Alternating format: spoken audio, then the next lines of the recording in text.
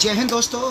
आज मैं एक नए टॉपिक पर, एक नए विषय पर आपके सामने उपस्थित हूँ और जो आज का विषय है पूरे देश में वो बेहद ज्वलनशील है और इसी से जुड़ा हुआ एक और मुद्दा है। देश में हर बार एक मुद्दा उठता है मुग़ल काल का। मुग़ल काल में कई ऐसी इमारतें हैं जो उनके द्वारा बनाई गई, ये मुग़लों का कहना है और उनके लोगों को मानने वाला होता है। उन्हीं में से एक है ताजमहल। वही ताजमहल जिसके दीदार के लिए 7 समुद्र पार से लोग खींचे चले जाते हैं। इसी पर आज हमारे साथ बात करने के लिए हमारे साथ मौजूद है दिग्विजय नाथ तिवारी, विशेष जो हिंदूवादी संगठन से है।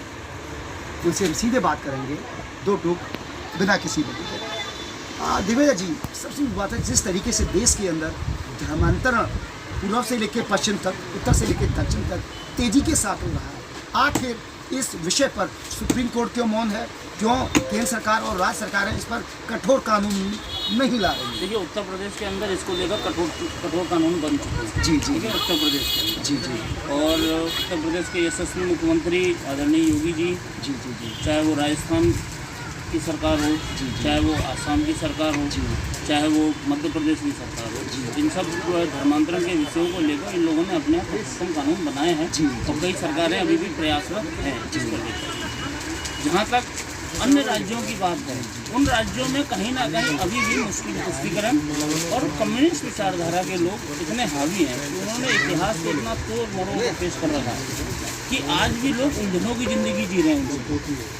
कहीं ना कहीं अब इन जिन राज्यों का मैंने अभी तक आपसे जो जिनका नाम दिया, चाहे वो उत्तर प्रदेश हो, आसाम हो, मध्य प्रदेश हो, राजस्थान हो, हिंदू समाज कहीं ना कहीं जागरूक हो चुका है और हिंदू समाज के अपने पूर्वजों को भी पहचानने लग गया है। तो ये वहाँ की जो राष्ट्रवादी विचारधारा की जो सरकार है, उन्होंने इन सब विषयों को लेकर संविधान, अपने राज्य के संविधान में परिवर्तन किया और कहीं ना कहीं हिंदू विरोधी जो धर्मांतरण के विषय थे, जो हिंदुओं का लोभ से लालच देकर, लोभ के माध्यम से और फर्जी तरीके से उनका इलाज का मिशनरी जिस तरीके से ये कार्य करते हैं और डरा कर धमका कर जो धर्मांतरण होता था, उस पर रोकथाम के लिए इस तरीके के कानून बनाए। देखिए, सबसे बड़ी बात है कि आखिर क्या कारण है कि सुप्रीम कोर्ट भी इस पर कोई टिप्पणी नहीं करता है और न ही केंद्र सरकार इस पर कोई को नहीं। देखिए, माने देश की जो सर्वोच्च न्यायालय है उसको लेकर मैं कोई टिप्पणी नहीं, उसको लेकर मैं नेता नहीं कहूँगा,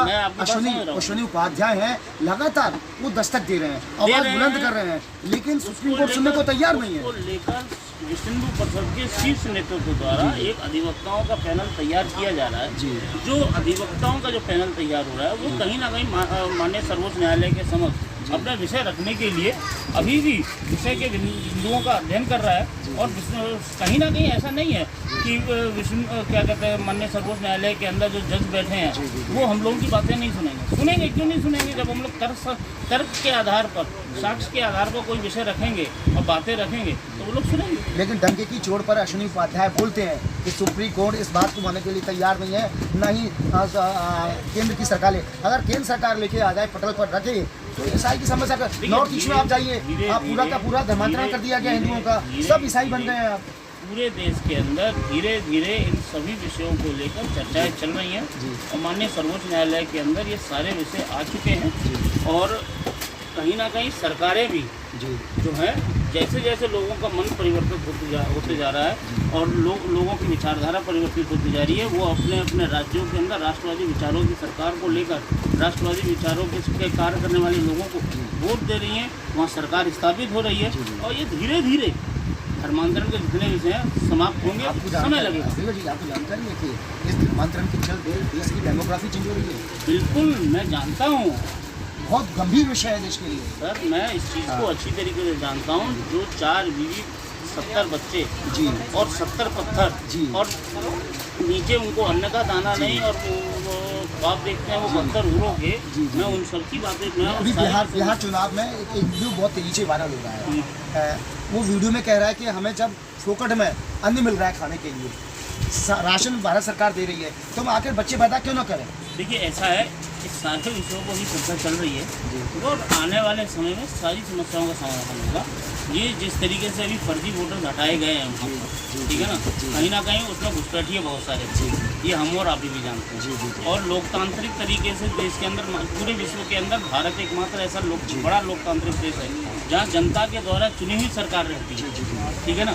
और वो जनता के द्वारा चुनी हुई सरकार में कोई डिस्टर्बेंस उत्पन्न ना हो, कहीं गलत व्यक्ति चुनकर राज्य के सर्वोच्च सदन के अंदर ना पहुंचे, इसको लेकर वहाँ पर जो माननीय चुनाव आयोग द्वारा जो वोटर लिस्ट में चेंजिंग की गई है, तो कहीं ना कहीं अभी भी विश्वास है कि राष्ट्रवादी विचारों की सरकार कहीं ना कहीं स्थापित होगी। विनोद जी, एक बड़ा मुद्दा रहा है विश्व हिंदू परिषद व बजरंग दल, जब मैं अन्य संस्थान में था, आपके राष्ट्रीय सेवक नीरज जी उस मुद्दे को उठाया करते थे। मुद्दा था ताजमहल का जी, और जिसको आप तेजो महल बताया करते थे। एक बार वो मुद्दा फिर हावी हो गया है और देश के एक बड़े कलाकार ने फिल्म बनाई है जो कल ही रिलीज हुई है, इसको लेकर क्या कहेंगे आप? देखिए, ताजमहल में अभी पिक्चर मेरे ख्याल से रिलीज हो चुकी है, आगरा में भी लगी नहीं है, कल लग गई है, कल लग चुकी है। अभी हम लोगों ने वो पिक्चर देखी नहीं, लेकिन अभी मैंने 2-4 उसके फुटेज देखे थे सोशल मीडिया पर। पिक्चर बहुत अच्छी है, विषय अच्छे निकाले गए और लोगों को जागरूक करने की आवश्यकता अब समय आ चुका है। लोगों को जागरूक होना पड़ेगा कि हमारे पूर्वजों ने क्या क्या चीज़ें हमारे लिए विरासत में छोड़ी थी और उनसे किस तरीके से मुस्लिम आक्रांताओं द्वारा उनसे छेड़छाड़ की गई। और फिर उसके बाद जो देश आज़ाद हुआ तो वामपंथी विचारधारा के लोग जो उस समय की तथाकथित कांग्रेस की सरकार देश के अंदर काबिज थी, उनकी मिली भगत से उन्होंने हमारे इतिहास को बदला, हमारे इतिहास में छेड़छाड़ करी, हमारे महापुरुषों को महापुरुष ना बताकर औरंगजेब को महान बताया, अकबर को महान बताया। तो हम सब इसी से जुड़ा हुआ सिलसिला आपको बताता हूँ। आगरा में एक इतिहासकार है राजकिशोर राजी, कई बार मेरी उनसे बातचीत हुई, उन्होंने साक्ष्य दिए हैं कि जिस समय ये निर्माण हुआ ताजमहल का, उस समय दूर दूर तक लोगों का आता पता नहीं था, पहले निर्माण हो चुका, उनके पास साक्ष्य है, उनके पास साक्ष्य है। बावजूद इसके आखिर भारत सरकार और राज्य सरकार इस मुद्दे को क्यों नहीं उठा रही है कि ये इन लोगों की देन नहीं है, ये हमारे राजाओं की, हमारे हिंदू राजाओं की देन है।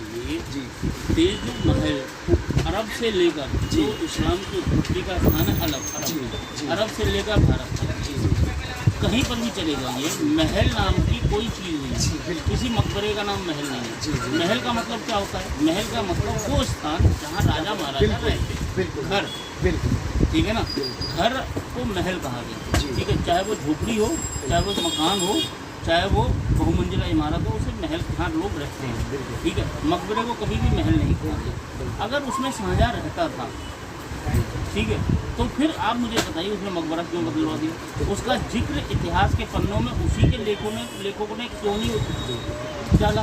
ये कहीं ना कहीं विषय जो है देश की जनता जान चुकी है। और भारत के अंदर आगरा में ही कई लोग थे, अब उसे संबोधित भी तेजो महल के नाम से करने लगे। हम भी जानते हैं अग्रेश्वर महादेव नागनाथेश्वर का मंदिर है, नागों के देवता शिव का मंदिर है, और आगरा क्योंकि शिव की नगरी है तो शिव के ही उपासक हैं यहाँ पर और शिव के ही भक्त रहते हैं। एक बड़ी बात कही है यहाँ पर दिग्विजय तिवारी ने कि धर्मांतरण को लेकर एक ऐसी कमेटी इनके द्वारा गठित की जा रही है जिसमें देश के गिने चुनिंदा वरिष्ठ अधिवक्ता की एक कमेटी बनाई जाएगी जो कि धर्मांतरण को लेकर एक बड़ा कानून बनाने को लेकर सुप्रीम कोर्ट में पिटीशन दायर करेगी और उसे हर तरीके से इस तरीके से बनाया जाएगा कि यह केंद्र सरकार के भी संज्ञान में आए और जो देश के अंदर जिस तरीके से तेजी के साथ धर्मांतरण के मामले बढ़ रहे हैं उस पर कठोरतम कानून बने और उन पर आजीवन कारावास या हत्या जैसे आरोप लगाते हुए इस पर कठोर कानून बनाकर इस पर रोक लगाई जाए। दूसरी तरफ जिस तरीके से हिंदुस्तान के अंदर हमारी जो संस्कृत का तहस नहस किया जा रहा है, डेमोग्राफी चेंज हो रही है, उसको लेकर भी विश्व हिंदू परिषद और बजरंग दल तेजी के साथ काम करने जा रहे हैं। और जो ताजमहल है जिसे पूरी दुनिया ताजमहल के नाम से जानती है, वो आज भी यह डंके की चोट पर कहते हुए नहीं थकते कि यह तेजो महल है और जहाँ पर महल शब्द का उपयोग हो जाता है वहाँ पर हिंदू राजाओं यानी हिंदू राजाओं का आवास होना स्वाभाविक है। फिर आखिर जो दूसरे लोग हैं, मुगलकालीन लोग हैं, फिर किस हैसियत से इसको अपना मकबरा मानते हैं? एक बड़ा और द्वंद्व करने वाला विषय है और देखना होगा कि भारत सरकार, केंद्र सरकार और जो विशेषज्ञ हैं, इतिहास के विशेषज्ञ हैं, इस पर अपनी क्या राय रखते हैं। अभी के लिए इतना ही। अपने साथी सत्येंद्र के साथ पृथ्वी आगरा।